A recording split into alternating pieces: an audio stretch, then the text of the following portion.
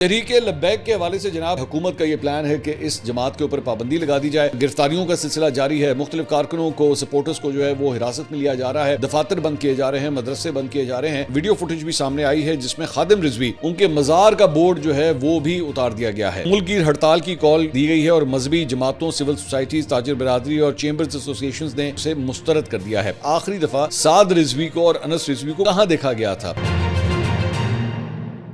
अस्सलाम वालेकुम नाज़रीन, मैं हूं मंसूर अली खान। अपने रियल चैनल के ऊपर आपको खुश आमदीद कहेंगे। नाज़रीन, आज के हवाले से वैसे तो मैं अक्सर आपसे कहता हूं कि पिछले 12 घंटे में क्या कुछ हुआ है, लेकिन मेरे ख्याल में आने वाले 12 घंटे बड़े आम हैं कि आज जुम्मे की नमाज के बाद क्या होने जा रहा है, इसकी डिटेल्स आपके साथ शेयर करेंगे। और कल रात को, आधी रात को, तहरीके लब्बैक की जानिब से क्या ऐलान सामने आया है, इसकी डिटेल्स अभी थोड़ी देर में मैं आपके साथ शेयर करूंगा। तहरीके लब्बैक की जानिब से मुझसे रब्ता किया गया और चंद डिटेल्स उन्होंने शेयर की हैं, वो थोड़ी देर में मैं आपके साथ शेयर करूंगा। इसके साथ साथ हुकूमत क्या करने जा रही है, और ख़ास तौर पे खैबर पख्तूनख्वा से एक बड़ा ऐलान सामने आया है और वहाँ पे भी एक अहम मुलाकात होने जा रही है। इसकी डिटेल्स भी आपके साथ शेयर करेंगे। उससे पहले आपसे रिक्वेस्ट कि चैनल को सब्सक्राइब करना मत भूलिएगा, बेल आइकन प्रेस कीजिएगा। अगर आपको वीडियो पसंद आए उसे लाइक और शेयर ज़रूर कीजिएगा। नीचे कमेंट सेक्शन में हमें जो भी ये खबरें हों उसके ऊपर अपनी राय ज़रूर दीजिएगा, ताकि हमें फीडबैक आपका बड़ा इंपॉर्टेंट होता है। उससे हमें पता लगता है कि एक्चुअली आप क्या सोच रहे हैं, या जो भी हमारे वीडियोस देखते हैं वो क्या सोच रहे हैं, ताकि हमें भी फिर अवामी फीडबैक इसी तरह ही मिलता है। हमें यही एक तरीकाकार है। बहरहाल, तहरीके लब्बैक के हवाले से जनाब ऑलरेडी हम पिछले 2-3 वीलॉग्स के अंदर आपको बता चुके हैं कि हुकूमत का ये प्लान है कि इस जमात के ऊपर पाबंदी लगा दी जाए और गिरफ्तारियों का सिलसिला जारी है। मुख्तलिफ कारकुनों को, सपोर्टर्स को जो है वो हिरासत में लिया जा रहा है। दफातर बंद किए जा रहे हैं, मदरसे बंद किए जा रहे हैं और तहरीके लब्बैक के साथ जो वाबस्ता मस्जिदें हैं उन्हें भी लॉक किया जा रहा है, उन्हें भी बंद किया जा रहा है। और हमारी इतलात के मुताबिक कुछ जगहों से तो ऐलानात भी किए गए हैं पुलिस की जानिब से पुरअमन रहने के लिए और नज़्म व ज़ब्त कायम करने के लिए। इस सिलसिले में पुलिस की जानिब से मुख्तलिफ जगहों के ऊपर ऐसे ऐलानात भी सामने आए हैं।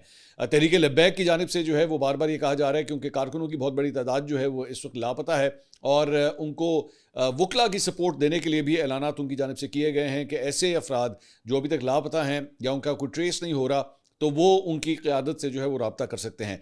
लेकिन बहरहाल जो बड़ा ऐलान है वो थोड़ी देर में मैं आपको बताता हूँ कि उन्होंने मुझसे जो है वो क्या गुफ्तगू की है। जहाँ पे मैं आपको बता रहा हूँ कि उनके मदरसों को या दफातर को लॉक करने का सिलसिला जारी है, तो वहीं पे एक और वीडियो फुटेज भी सामने आई है जिसमें खादिम रिजवी, उनके मज़ार का बोर्ड जो है वो भी उतार दिया गया है।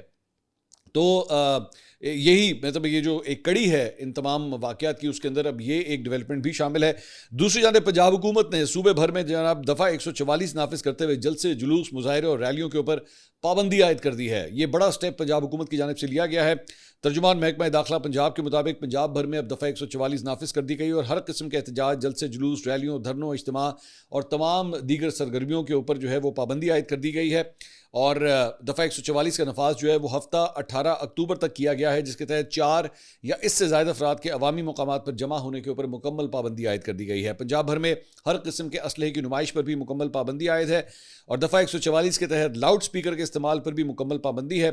और पंजाब भर में इश्तियाल अंगेज़, नफरत अंगेज़ या फ़िरका वराना मवाद की इशाअत और तकसीम पर मुकम्मल पाबंदी है। तर्जुमान ने कहा है कि जी पाबंदी का इतलाक़ शादी की तकरीबात, जनाजे और तदफीन पर नहीं होगा। सरकारी फ़राइज़ की अंजामदही पर मौजूद अफसरान व एहलकार भी इस पाबंदी से मुस्तस्ना होंगे। लाउड स्पीकर सिर्फ अजान और जुम्मे के खुतबे के लिए इस्तेमाल किए जा सकेंगे। सिक्योरिटी खतरात के पेश नज़र अवामी जुलूस और धरना दहशतगर्दों के लिए सॉफ्ट टारगेट हो सकता है। शरपसंद अनासर अवामी एहतजाज का फ़ायदा उठाकर अपने मजमूम अज़ाइम की तकमील के लिए रियासत मुखालिफ सरगर्मियाँ कर सकते हैं। तो आज का दिन जो है वो बड़ा सेंसिटिव है इस हवाले से। आप जानते हैं कि नमाज जुमा के वक्त जो है वो बहुत से लोग जुमे की नमाज अदा करने के लिए इकट्ठे होते हैं। तो इस मौके के ऊपर जो है वो बड़ा एक सेंसिटिव माहौल इस वक्त बना हुआ है। पंजाब पुलिस उसे मॉनिटर कर रही है कि कहीं पे किसी ऐसी जगह के ऊपर जो है वो कोई ऐसे वैसे खिताबात या ऐसी किसी एहतजाज की या इज्तिमा की जो है वो कॉल ना दे दी जाए, जिसकी वजह से लॉ एंड ऑर्डर की सिचुएशन जो है वो क्रिएट की जाए। दूसरी जानिब तहरीके लब्बैक की जानिब से जो ये जो क्रैकडाउन हो रहा है और रियासती एक्शन के ख़िलाफ़ जो है वो ख़बरें आई और ये फ्लायर जो आप इस वक्त अपनी वीडियो स्क्रीन के ऊपर ये देख रहे हैं कि जी उसमें मुल्कगीर हड़ताल की कॉल दी गई है और मजहबी जमातों, सिविल सोसाइटीज़, ताजिर बरादरी और चेंबर्स एसोसिएशन ने ये खबर आई है कि उसे मुस्तरद कर दिया है। मज़ीद जमातों, सिविल सोसाइटी और ताजिर बरादरी ने ना सिर्फ इस हड़ताल की कॉल को मुस्तरद किया है, बल्कि तहरीके लब्बैक की पुरतशद्दुद कार्रवाइयों की शदीद अल्फाज में मजम्मत की है और पुरतशद्दुद मुजाहिरों और गैर ज़रूरी हड़तालों को गैर मुनासिब करार दिया है। ताजिर रहनुमाओं, उलमा कराम और मुख्तलिफ मुख्तलिफ आम शख्सियात ने रद्दमल देते हुए कहा है कि एहतजाज के लिए वक्त और मुकाम का चुनाव इंतहाई नामुनासिब है, मुतालबात गैर ज़रूरी और तर्ज एहतजाज नाकाबिल कबूल है। उधर लाहौर चैम्बर्स ने हड़ताल की कॉल को मुस्तरद किया है और सदर लाहौर चैम्बर्स फ़हीमुर रहमान सहगल ने कहा है कि कारोबार मामूल के मुताबिक खुलेगा, लाहौर चैम्बर हड़ताल की हिमायत नहीं करता। पंजाब पुलिस के ऑफिशियल अकाउंट से भी ये खबर आई है। उन्होंने कहा है कि जी IG पंजाब डॉक्टर उस्मान अनवर की ज़ेर सदारत इजलास लॉ एंड ऑर्डर सिक्योरिटी सूरत हाल का जायज़ा कल किसी भी शख्स को यानी कि आज हड़ताल की आड़ में सड़कों पर आने, कानून हाथ में लेने की हरगिज़ इजाज़त नहीं होगी। शहरियों की जानो माल इमलाक का तहफ़्फ़ुज़, कानून की पासदारी बहर सूरत यकीनी बनाई जाएगी। मार्केटें, कारोबारी मराकज़, ट्रांसपोर्ट शाहराएँ खुली रहेंगी। शरपसंदी पर इंसदाद दहशतगर्दी एक्ट के तहत मुकदमा दर्ज होंगे और 10 से 14 साल की सज़ा हो सकती है। तमाम शरपसंदों का data safe city patrolling vehicles में नस्ब कैमरों में फीड किया जा चुका है। ATS 7 के तहत पंजाब पुलिस को मतलूब दर्जनों शरपसंदों को आर्टिफिशियल इंटेलिजेंस बेस्ड टेक्नोलॉजी की मदद से गिरफ्तार किया जाएगा। पंजाब पुलिस के 27,000 अफसरान और एहलकार सड़कों पर ड्यूटी देंगे। स्पेशल ब्रांच के 12,000 एहलकार शरपसंदों को पकड़ेंगे। स्पेशल ब्रांच के खुसूसी आर्टिफिशियल इंटेलिजेंस इंजन से भी शरपसंदों को पकड़ा जाएगा। ये जनाब कहा गया है IG पंजाब डॉक्टर उस्मान अनवर की जानिब से। दूसरी बात ये, अब आ जाएं उस खबर की तरफ जो मेरी गुफ्तगू हुई है तहरीक लब्बैक के एक रिप्रेजेंटेटिव से। आधी रात को ये तकरीबन मेरी ये गुफ्तगू हुई तो मैंने उनसे पूछा, मैंने कहा जी ये सोशल मीडिया के ऊपर हम लोग देख रहे हैं पुलिस की जानिब से जो है वो इस किस्म की वार्निंग्स दी गई हैं कि किसी को अलाउ नहीं किया जाएगा, सड़कें बंद की जाएँ, मुजाहरे किए जाएँ, तो ये एहतजाज की कॉल जो है ये आपने कब दी है? तो उन्होंने कहा कि जी हमने किसी किस्म के एहतजाज की कॉल नहीं दी हुई है। मेरे लिए बड़ी इंटरेस्टिंग बात थी क्योंकि मैं सोशल मीडिया के ऊपर देख रहा था और इस वक्त हर जगह जो ये गुफ्तगू चल रही थी तो इंप्रेशन यही आ रहा था कि एहतजाज की कॉल दे दी गई है और सबको कह दिया गया कि जनाब ये जो क्रैकडाउन हुआ है और मुरीद के अंदर जो भी इंसिडेंट हुआ है उसके बाद जो है ये एहतजाज किया जाएगा आज नमाज जुमा के बाद। तो उन्होंने कहा कि जी हमने किसी किस्म की एहतजाज की कॉल नहीं दी हुई, बल्कि तंजीमात अहले सुन्नत पाकिस्तान की जानिब से जो है वो ये कहा गया है कि जुम्मे की नमाज के बाद जो है वो करारदादें मंजूर की जाएंगी, लेकिन बाकायदा कोई एहतजाज करना, जुलूस निकालना, रैली निकालना, सड़क बंद करना, इस किस्म की कोई कॉल नहीं है। और बेसिकली ये जो पोस्ट है इसके ऊपर लिखा गया है जी लब्बैक या अक्सा मार्च के शोहदा से इज़हार यकजहती के लिए पूरा मुल्क जो है वो जाम कर दो, शट डाउन पहिया जाम हड़ताल का ऐलान किया जाता है। तो उन्होंने तहरीक लब्बैक ने मुझे कैटेगोरिकली ये कहा है कि जी हमारी तरफ से कोई हड़ताल की कॉल नहीं है, बल्कि इस दौरान अगर कोई हमारा नाम इस्तेमाल करते हुए कोई एहतजाज करने की कोशिश करता है तो वो बिल्कुल फेक न्यूज़ है। हमारी तरफ से ऐसी किसी किस्म की कोई कॉल नहीं दी गई। दूसरा, मैंने एक्चुअली इसी दौरान मैंने ये सवाल किया कि जी अभी तक क्या आप लोगों तक साद रिजवी, उनके भाई अनस रिजवी, उस हवाले से क्या कोई अपडेट आई है, आपका कोई उनसे रब्ता हुआ है? उन्होंने कहा जी हमारा किसी किस्म का अभी तक कोई रब्ता नहीं है, बल्कि उनकी फैमिली तक भी जो है उनकी कोई डिटेल शेयर नहीं हुई हुई। आखिरी इतलात अगर आपने मेरे पिछले व्लॉग्स देखे हों तो मैंने आपको बताया था कि पुलिस का ये कहना था कि जी हमने उनको ट्रेस कर लिया है, उनकी लोकेशंस को हमने ट्रेस कर लिया है और वो कहीं पे आज़ाद कश्मीर के बारे में बता रहे हैं कि जी वहाँ पे हमने उन्हें ट्रेस किया है। ऑब्वियसली वी डोंट नो कि वो वहाँ पे हैं भी या नहीं है, लेकिन ये मैं पुलिस का पॉइंट ऑफ व्यू जो है मैं आपके सामने रख रहा हूँ। तो मैंने उनसे पूछा, मैंने कहा जी ये बताइए कि आखिरी दफ़ा, ये अब नई इन्फॉर्मेशन है जो मैं आपके साथ शेयर कर रहा हूँ, कि आखिरी दफ़ा साद रिजवी को और अनस रिजवी को कहाँ देखा गया था? क्या जब वो वहाँ से जहाँ पे वो एहतजाज हो रहा था कंटेनर को तो आग लगा दी गई थी, तो वो कंटेनर में जब वो वहाँ से गए हैं तो जो आसपास कारकुन थे उन्होंने क्या उन्हें पुलिस की हिरासत में देखा था? क्या पुलिस गिरफ्तार करके जा रही थी किसी मोबाइल पुलिस वैन के अंदर, डाले के अंदर, का किसी गाड़ी के अंदर, कहाँ थे वो? तो उन्होंने ये बताया कि जी उन्हें आखिरी दफ़ा जो है एक मोटरसाइकिल के ऊपर सवार होकर जाते हुए देखा गया। ये मैं दोबारा आपको कह रहा हूँ, ये TLP का मौक़िफ़ है, ये वो तहरीक लब्बैक का मौक़िफ़ है जो मैं आपके सामने पेश कर रहा हूँ। तो उन्होंने कहा कि ये आखिरी दफ़ा उधर देखा गया। तो मैंने कहा अगर वो मोटरसाइकिल के ऊपर बैठ के गए हैं तो फिर इसका मतलब है, फिर ये जो एक थ्योरी आई हुई है कि जनाब उन्हें कोई गोलियां लग गई या वो ज़ख्मी हो गए, तो फिर ये भी जो है वो दुरुस्त नहीं है। तो उन्होंने कहा जी on the face of it तो यही लग रहा है कि ऐसी कोई बात नहीं है, वो वहाँ से चले गए हैं, लेकिन उसके बाद वो कहाँ गए हैं इसके बारे में हमारे पास किसी किस्म की अभी तक कोई इन्फॉर्मेशन नहीं है, ना हमें कोई मैसेजेस मिले हैं।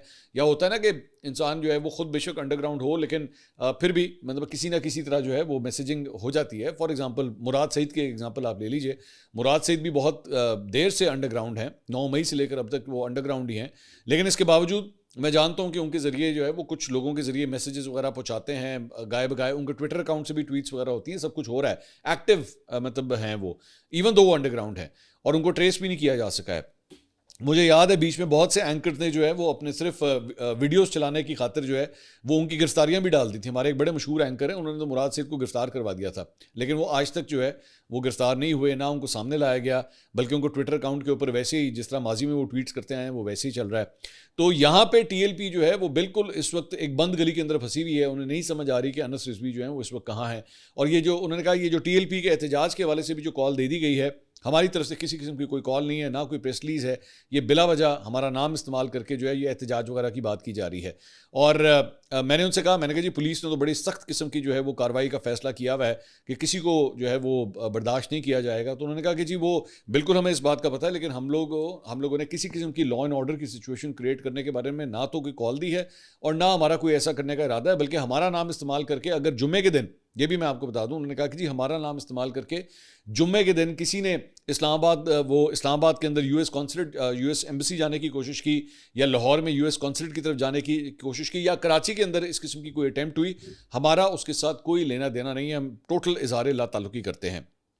तो ये अपडेट थी उस हवाले से जो तहरीक लब्बैक की जानिब से उनका पॉइंट ऑफ व्यू सामने आया है। दूसरा, पंजाब पुलिस ने जनाब एक बड़ी इंटरेस्टिंग एक रिपोर्ट शेयर की है। 2016 से लेकर 2025 के दौरान टीएलपी की जानिब से जो मुख्तलिफ पुरतशद्दुद मुजाहरे और एहतजाज किए गए हैं, उसमें जानी और माली नुकसानात कितने हुए हैं उसकी डिटेल्स जो हैं वो सामने आई हैं। और पुलिस रिकॉर्ड के मुताबिक पंजाब भर में इन एहतजाजों की वजह से 11 पुलिस मुलाजमीन जो हैं वो शहीद हो चुके हैं, जबकि मुजाहिरीन के पथराव, डंडों और फायरिंग से 1648 मुलाजमीन जो हैं वो ज़ख्मी हुए हैं। और ज़ख्मी होने वाले 69 मुलाजमीन मुस्तकिल माजूर हो चुके हैं, जबकि 202 जो हैं वो शदीद ज़ख्मी हुए हैं। और मुजाहिरीन के तशद्दुद से 16 शहरी जाँ बहक, जबकि 54 जो है वो शदीद ज़ख्मी हुए हैं। ये दोबारा मैं बता रहा हूँ, ये पंजाब पुलिस की रिपोर्ट है। और टीएलपी के एहतजाज में 97 गाड़ियाँ जो हैं वो तोड़ फोड़ के मुकम्मल नाकारा और 2 गाड़ियाँ जलाई गई। एहतजाजों में पुलिस की 10 इमारतों को शदीद नुकसान पहुँचा है। ये ज़हन में रखिएगा, ये 2016 से लेकर 2025 है, ये रिसेंट सिर्फ जो इंसिडेंट है उसकी बात नहीं हो रही, ये ओवर द ईयर्स इसकी बात हो रही है। और रिकॉर्ड के मुताबिक टीएलपी के पुरतशद्दुद मुजाहिरीन पर 305 मुकदमात जो हैं वो दहशतगर्दी दफात के तहत दर्ज हुए हैं, और पुरतशद्दुद मुजाहिरीन पर 480 दीगर दफात के तहत भी मुकदमात जो हैं वो बने हैं। और हालिया मुकदमात में 1529 नामजद, 17,812 नामालूम मुल्ज़मान के खिलाफ जो है वो मुकदमे दर्ज किए गए हैं। तो ये रिपोर्ट जो है वो सामने आई है। दूसरा, कल वज़ीर दाखिला मोहसिन नकवी, वज़ीर इत्तलात अताउल्लाह तारड़, वज़ीर मज़हबी उमूर सरदार यूसुफ और वज़ीर मुमलिकत दाखिला तलाल चौधरी ने मीडिया से गुफ्तगू की। उन्होंने कहा, जो लोग कहते हैं कि मुज़ाकरात नहीं हुए, तो मुज़ाकरात उनके निकलने से लेकर आखिरी मिनट तक होते रहे। आपको याद होगा, ये बात मैंने आपको बहुत पहले बताई थी कि बैकडोर के ऊपर ये सिलसिले चल रहे थे। तो उन्होंने कहा, जी टीएलपी के आला ओहदेदार खुद बताएंगे कि 2:30 बजे तक सरकारी टीम के साथ बैठे रहे और हर दफ़ा उनको यही कहा गया कि आप वापस चले जाएं, कुछ नहीं कहा जाएगा। हर दफ़ा उनकी शराइत एक से बढ़कर थी। उनसे पूछा गया, उनका मकसद फ़लस्तीन था। उनकी शराइत की फ़हरिस्त देखें तो उसमें शर्त है, फ़लाँ कातिल और दहशतगर्द है, उसको जेल से रिहा कर दिया जाए। तो क्या ये रैली फ़लस्तीन के लिए थी या उन लोगों की रिहाई के लिए थी? लब्बैक या रसूलुल्लाह का नारा हम सबका है। उस दिन किसी पर भी तशद्दुद नहीं हुआ, सिर्फ उन लोगों पर हुआ जो पुरतशद्दुद थे, जिन्होंने असलहा उठाया हुआ था, जिन्होंने सीधी गोलियां मारी। तो पुलिस ने सड़क क्लियर कराई और वो तमाम फोर्सेस शाबाश के मुस्तहिक हैं जिन्होंने इस ऑपरेशन में हिस्सा लिया। मुसल्लह जत्थे के साथ डील करना आसान नहीं था, क्योंकि उन्होंने घरों और मसाजिद के मीनारों में पोजीशनें ली हुई थी और वहाँ से बराह रास्त फायरिंग कर रहे थे। मुज़ाकरात 2 दिन मुसलसल होते रहे। पाकिस्तान की एक आला दीनी और सियासी शख्सियत दरमियान में आई, लेकिन उनको भी धोखा दिया गया और बाकी लोगों को भी धोखा दिया गया। पाकिस्तान में पिछले 2-3 माह से क्या ऐसी चीज़ आ गई है कि कहीं ना कहीं से हर 15 रोज़ बाद एक बड़ा एहतजाज होना ज़रूरी है। इसके पीछे कहीं ना कहीं किसी न किसी तरीके से बराह रास्त नहीं तो किसी तरह का लिंक आज या साल बाद ज़रूर नज़र आ जाएगा। हम आज भी ये कह रहे हैं कि पुरअमन एहतजाज आपका हक है, ज़रूर करें, लेकिन इसमें आप असलहा लेकर आएंगे और गाड़ियाँ तोड़ेंगे तो इसकी इजाज़त नहीं होगी। उन्होंने जो गाड़ियाँ हासिल की थी वो गन पॉइंट पर ली गई, जिसकी फुटेज हमारे पास मौजूद हैं। उन्होंने कहा, सवाए टीएलपी के उहदेदारान के किसी भी मदरसे या उलमाए कराम पर एक्शन की ना इजाज़त है और ना होगी। वो सब हमारी तरह जुम्मे को फ़लस्तीन पर इज़हार तशक्कुर मनाएं और एहतजाज नहीं करेंगे। तो वो तो मैं आपको ऑलरेडी बता चुका हूँ कि टीएलपी ने कहा है कि जी हम किसी किस्म का जो है वो एहतजाज हम कर भी नहीं रहे, ना हमने इसकी कॉल दी है। लेकिन इंटरेस्टिंगली एक वीडियो बयान जो है वो कल जारी हुआ, और वो जो नए वज़ीर आला हैं खैबर पख्तूनख्वा के सुहेल आफरीदी, उनकी जानिब से ये वीडियो बयान जो है वो जारी हुआ, और उन्होंने सूबे भर के अपने कारकुनों को इस एहतजाज में जो टीएलपी नहीं कर रही उसमें शिरकत करने की जो है वो दावत दी है और उन्होंने कहा जी भरपूर शिरकत की जाए। उन्होंने कहा इमरान खान ने जुम्मे के रोज़ एहतजाज के हवाले से जेल से पैगाम भेजा है जिसमें उन्होंने अवाम से अपील की है कि वो 17 अक्टूबर बरोज़ जुम्मे को एहतजाज में भरपूर अंदाज में शरीक हों। उन्होंने अपने पैगाम में कहा कि इस एहतजाज का मकसद तहरीक लबैक पाकिस्तान के उन बेगुनाह कारकुनों से इजहार यकजहती करना है जिन्हें शहीद किया गया। ये जुल्म नाकाबिल बर्दाश्त है, इसके लिए हम सब ने अपने अपने अजला में सड़कों पर निकल कर एहतजाज करना है। उन्होंने कहा कि इस सिलसिले में पीटीआई के ज़िले अहदेदारान को हिदायत जारी कर दी गई है कि वो कारकुनों को एहतजाज के लिए मुतहरिक करें। मैं तमाम कारकुनों से अपील करता हूं कि वो कल अपने अपने इलाकों में पुरअमन एहतजाज में भरपूर शिरकत करें और इस जुल्म के खिलाफ आवाज़ बुलंद करें। तो टीएलपी तो एहतजाज नहीं कर रही, लेकिन पीटीआई टीएलपी के लिए जो है वो एहतजाज करने लगी है।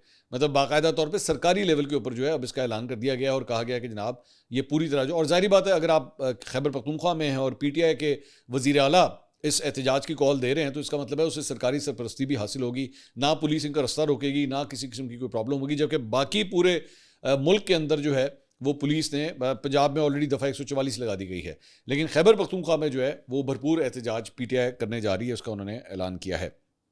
इसके साथ साथ हुकूमत पंजाब ने जनाब इमरान खान के एक्स अकाउंट से 400 लाशों से मुतल्लिक इश्तियाल अंगेज़ और झूठे बयान पर पीका एक्ट के तहत मुकदमा दर्ज कराने का जनाब फैसला कर लिया है। और वज़ीर आला पंजाब मरीम नवाज शरीफ की ज़ेर सदारत सूबे में अमन ओमान की सूरत हाल के हवाले से मुनक़दा इजलास में अमन दुश्मन नासिर इंतहा पसंद ग्रोहों और शरपसंदों के खिलाफ आइनी घेरा मजीद तंग करने का फैसला किया गया है। और इस इलामिया के मुताबिक सोशल मीडिया पर नफरत अंगेज़ मवाद या फितना अंगेज़ी फैलाने वालों के लिए ज़ीरो टॉलरेंस पॉलिसी नाफिज की गई है और ऐसे नासिर के खिलाफ पीका एक्ट के तहत मुकदमा दर्ज किए गए हैं। मैंने आपको बताया था कि उस दिन तो एक्चुअली एक पाकिस्तान के बहुत बड़े चैनल के डिजिटल जो सेक्शन है उसने तो साद रिजवी को 3 गोलियां भी मरवा दी थी और नीचे बड़े आराम से उन्होंने ब्रैकेट में लिख दिया था सोशल मीडिया रिपोर्ट्स। मतलब मेन स्ट्रीम मीडिया का चैनल है और उसके डिजिटल अकाउंट ने ये काम किया था और वो चैनल जो है वो हुकूमत के बहुत करीब है, बल्कि उनके मालिक भी बहुत करीब हैं हुकूमत के, बल्कि हुकूमत का हिस्सा ही समझ लीजिए। तो उनके अगेंस्ट किसी किस्म कोई एक्शन नहीं होगा। मतलब बाकी सोशल मीडिया के ऊपर हर चीज़ के ऊपर जो है वो आप एक्शन लेंगे, लेकिन मजाल है कि आप उनके दफ्तर में भी घुस के दिखाएं। तो ये भी हुकूमत के पास ही आता है। उसके बाद हुकूमत ने कहा है जी लाउड स्पीकर कवानीन की खिलाफ वर्जी पर फौरी कार्रवाई जो है वो होगी और बाजार दुकानें या ट्रांसपोर्ट ज़बरदस्ती बंद करवाने वालों के खिलाफ भी जो है वो दहशतगर्दी एक्ट के तहत जो है वो मुकदमे दर्ज होंगे। दूसरा कुछ दीगर खबरें भी शामिल कर लें जल्दी से। सुप्रीम कोर्ट बार एसोसिएशन के सालाना इंतखाबात जनाब कल मुनक्किद हुए और उसमें आसमा जहांगीर ग्रुप जो कि बेसिकली हुकूमत का हमायत याफ्ता ग्रुप है, उसने उनके जो कैंडिडेट थे हारून रशीद, उन्होंने इंतखाबी दंगल में जो हामिद खान ग्रुप के कैंडिडेट थे तौफीक आसिफ, उन्हें शिकस्त दे दी और ये हुकूमती मतलब जो सपोर्टिव ग्रुप था जो बेसिकली 26वीं आईनी तरमीम को भी सपोर्ट करता है, हुकूमती इकदाम को सपोर्ट करता है, तो उसे जो है वो जीत मिली है। और ज़ाहिर बात है ये वकला बरादरी के दरमियान बड़ा ये टफ मुकाबला था, लेकिन जो सुप्रीम कोर्ट लाहौर रजिस्ट्री में कायम पोलिंग स्टेशन था उसमें बताया गया जी कुल 1460 वोटरों में से 1067 वकला ने अपना वोट जो है वो कास्ट किया और इसमें लाहौर में जो है वो हारून रशीद साहब ने इसमें से 629 वोट हासिल किए और तौफीक आसिफ साहब जो हामिद खान ग्रुप से ताल्लुक़ रखते हैं उन्होंने 431 वोट हासिल किए। और मजमूई तौर पर अब तक गैर हतमी नतीजा जो है वो सामने आया है, लेकिन सुप्रीम कोर्ट बार के हवाले से ऑफिशियली भी जो है मेरे ख्याल में अगले 12 घंटे या 24 घंटे के अंदर जो है इसे अनाउंस कर दिया जाएगा। दूसरी जानिब सियासत के मैदान से ये एक और जो आपस में चपकलिश चल रही है वो है पीपल्स पार्टी और नून लीग के हवाले से, और वहाँ पे वज़ीर आज़म शहबाज शरीफ से चेयरमैन पाकिस्तान पीपल्स पार्टी बिलावल भुट्टो ज़रदारी के ज़ेर क़यादत वफ़द ने जो है वो एक मुलाकात की कल, और ज़राए के हवाले से जो खबरें आई हैं बिलावल भुट्टो ने शहबाज शरीफ साहब को बताया कि जी वफाक और पंजाब दोनों सरहतों पर पीपल्स पार्टी को इत्तेहादी जमात के तौर पर वो अहमियत नहीं दी जा रही जिसके वो हकदार हैं। उन्होंने शिकवा किया कि हुकूमत के साथ ताउन के बावजूद पार्टी को फैसलों में शामिल नहीं किया जाता, जबकि वफाक और पंजाब में कानून साजी के अमल पर भी एतमाद में नहीं लिया गया। उन्होंने कहा कि पीपल्स पार्टी हुकूमत के साथ चलना चाहती है मगर मौजूदा सूरत हाल में ऐसा करना मुश्किल हो रहा है। मरीम नवाज की तारीफ के बदले पीपल्स पार्टी को तनकीद का सामना करना पड़ा। ज़राए के मुताबिक मुलाकात के दौरान पंजाब से मुतालिक मामला पर तफसीली गुफ्तगू हुई। इस पर वज़ीर आज़म ने पीपल्स पार्टी की तहफ़्फ़ुज़ात दूर कराने की यकीन दहानी कराई। उन्होंने कहा कि जी पीपल्स पार्टी की बेशतर शिकायत मुस्लिम लीग नून की सूबाई क़यादत से मुतल्लिक हैं, सीधा सीधा बात करते हैं मरीम नवाज से मुतल्लिक हैं, जिन्हें क़यादत की सतह पर हल किया जा सकता है, जबकि PPP का मौक़िफ़ है कि वफाक पंजाब में कानून साजी पर एतमाद में नहीं लिया जाता। मुलाकात में हुकूमत और पीपल्स पार्टी के दरमियान बयानबाजी से गुरेज और राब्ते बरकरार रखने पर इतफाक़ किया गया। पीपल्स पार्टी ने फैसला किया कि हुकूमत से जारी मुज़ाकरात के मुस्तक़बिल का हतमी फैसला पार्टी की मरकज़ी एग्जीक्यूटिव कमेटी CEC जो है वो करेगी। शहबाज शरीफ ने मुलाकात में PPP के वफ़द में साबिक वज़ीर आज़म राजा परवेज़ अशरफ, सेनेटर शहरी नुमान, नैयर बुखारी, नदीम अफजल चंद, जबकि नून लीग की जानिब से इसाक डार और राना सनाउल्लाह और दीगर भी इसमें मौजूद थे। इस तरह के बयान वैसे पहले भी बहुत दफ़ा हम पिछले 2 हफ्ते में सुन चुके हैं, जी सीज़ फायर हो गया है, अब एक दूसरे के खिलाफ बयान जो है वो नहीं दिए जाएंगे, लेकिन दोनों साइड से जो है वो कोई ना कोई गोलाबारी एक दूसरे के ऊपर कर दी जाती है।